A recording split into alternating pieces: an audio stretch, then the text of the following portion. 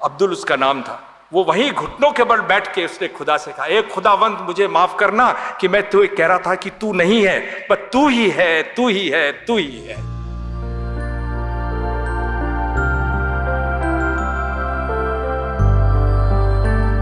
इस तरह से भगवान लोगों का हृदय परिवर्तन करते हैं। दूसरे धर्म के लोग किस तरह से बाबा के माध्यम से अपने धर्म में आस्था पैदा कर लेते हैं। एक छोटी सी घटना, अफ्रीका बहुत हो गया, मैं आपको थोड़ा साउथ अमेरिका ले चलता हूँ, थोड़ा परिवर्तन हो जाएगा। लंबी फ्लाइट है अमेरिका से साउथ अफ्रीका की। एक मेडिकल कैंप का आयोजन हुआ और उस कैंप की खास विशेषता ये थी कि वहाँ के जो राष्ट्रपति और उनकी पत्नी वो बड़े एक्टिवली इन्वॉल्व थे, और उनके जो पिता हैं उनकी राष्ट्रपति की पत्नी के, वो सत्य साई ऑर्गेनाइजेशन के काफ़ी एक्टिव मेंबर हैं। तो उनका प्रचार कार्य था, वो सभी जाके उन्होंने फ्री टाउन में इस तरह से पोस्टर लगाए हुए थे। गांव में हम लोग काम कर रहे थे। उसके बाद जब एक बार दूसरी जगह कैंप लगा तो ये एक दिन सुबह सुबह गए एक मस्जिद के ऊपर पोस्टर लगाने के लिए। तो वहाँ एक आदमी एक अपनी 6 साल की बच्ची को लेकर बैठा हुआ था और कह रहा था, उसने सुना उनकी लोकल भाषा में, ऐ खुदा तू नहीं है, अब मैं तेरे दरवाजे पर नहीं आने वाला हूँ, क्योंकि तूने सबकी सुनी, मेरी नहीं सुनी। मेरी सुनता तो कोई बात नहीं, पर इस बच्ची की तो दुआएं सुन लेता। आज से मेरा विश्वास तुझ पर से उठ गया। ये आदमी उनके पास गया और उनका, देखो भाई ऐसी बात मत करो, तुम्हारी बच्ची को क्या तकलीफ है। तो उसने बताया कि ये बच्ची की आंखों की दुर्दशा देखिए, जब स्कूल जाते हैं तो लोग बाग इसके ऊपर हंसते हैं, तो इसने स्कूल जाना बंद कर दिया। इसके ऊपर तरह तरह के कमेंट्स होते हैं, कुरूप कहते हैं, तो बच्ची आँख पर ऐसा हाथ रख कर चली जाती है।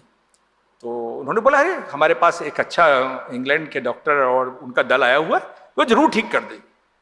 कितनी बड़ी बात कह दी उन्होंने, ये बिना जाने कि उसको क्या बीमारी, वो ठीक कर देंगे। वो कह रहे हैं किसके, मेरे विश्वास पे नहीं, बाबा के विश्वास पे।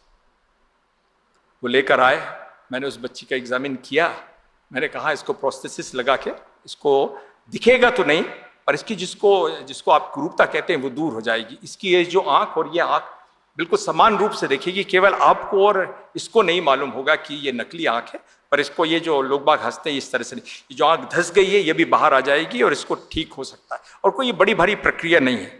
इसको प्रोस्थेटिक इम्प्लांट कहते हैं। और मैंने कहा ये हम लोगों ने कैंप में किए हुए, पर मुझे याद आया कि वो इम्प्लांट तो मैं साथ में लेकर नहीं आया। मैंने कहा बाबा कह तो दिया मैंने, अब मैं क्या कर सकता हूँ। तो मेरी वाइफ हैं, वो यहाँ पर है, वो खुद मेरे सारे इंस्ट्रूमेंट वगैरह बताती, कौन सी चीज़ कहाँ रखी है, किस बैग में रखी हुई है। मैं थोड़े दिन पहले रशिया से ही मेडिकल कैंप कर आया था, तो मुझे लगा कि यहाँ तो इसकी ज़रूरत नहीं पड़ेगी, तो वो इंस्ट्रूमेंट मैंने कहा इसकी ज़रूरत नहीं है, इसको आप मत रखिए। अब मुझे अपने कार्य पर इतना पछतावा हुआ, क्या होता अगर मैं थोड़े से प्रोस्थेसिस रख लेता, शायद आज इस बच्ची के काम आ जाता। तो मैंने कहा देखो भाई ये हो सकता है और बहुत संभव है, मैं वहाँ से ये भेज दूंगा, यहाँ के जो डॉक्टर हैं उनसे मैं निवेदन करूँगा कि ये बच्ची को लगा दे। बोले साहब बड़े बड़े लोग आते हैं यहाँ, इसी तरह का आश्वासन दे के चले जाते हैं। वही मैं कह रहा था, ये सज्जन जो लेकर आए हैं इनको भी मैंने कहा था ये होगा नहीं। मैंने भगवान से कहा, भगवान क्यों परीक्षा ले रहे हो, कुछ तो करो। बड़ी मुश्किल से मैंने इसको इस बात पर राजी किया कि मुझे इसकी फ़ोटो ले लेने दीजिए, ताकि इस आँख का रंग, इस आँख का साइज़, वो अगर मुझे पता लग जाए तो मैं वहाँ से बिल्कुल उसी साइज़ के और उसी रंग का भेज सकता हूँ।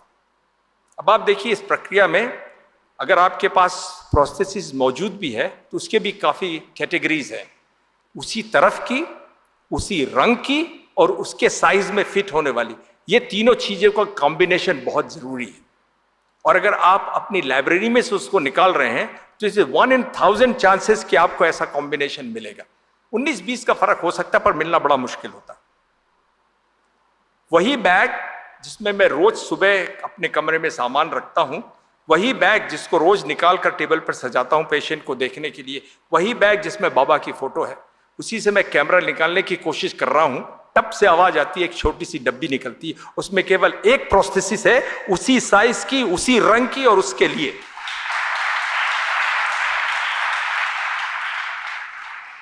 अगर ये बाबा की कृपा नहीं है तो और क्या है।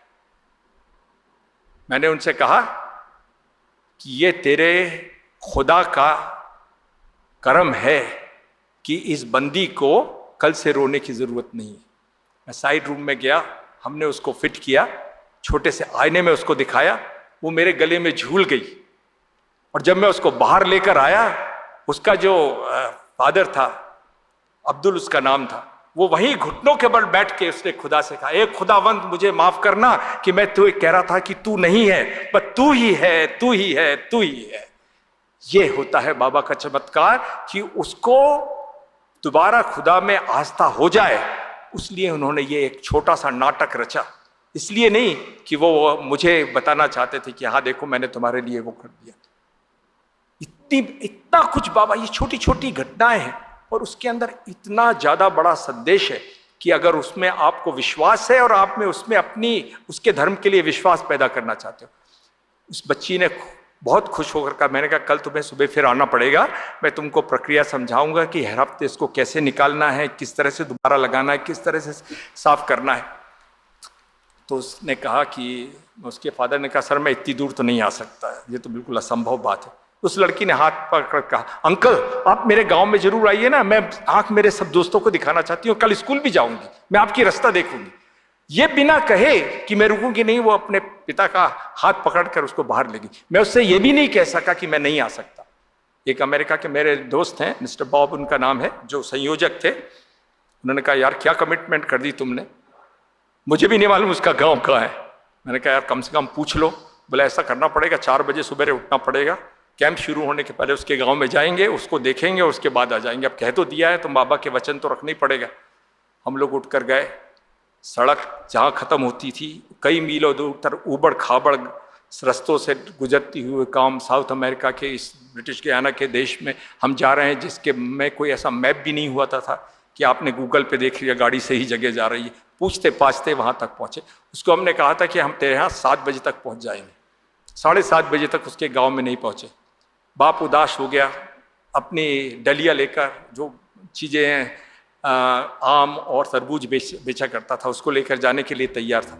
लड़की क्रॉस रोड पर ऐसी खड़ी हुई, पगडंडियों के ऊपर ऐसी खड़ी हुई रास्ता देख रही, नहीं वो आएंगे ज़रूर, वो आएंगे ज़रूर। दूर से हमने उसको देखा। जब उसके गांव में पहुंचा, हमारे पहुंचने के पहले उसने सारे गांव के बच्चों को इकट्ठा किया। इन्होंने लगाई है मेरी आँख, नई आँख, हाथ पकड़ कर घर में ले गई।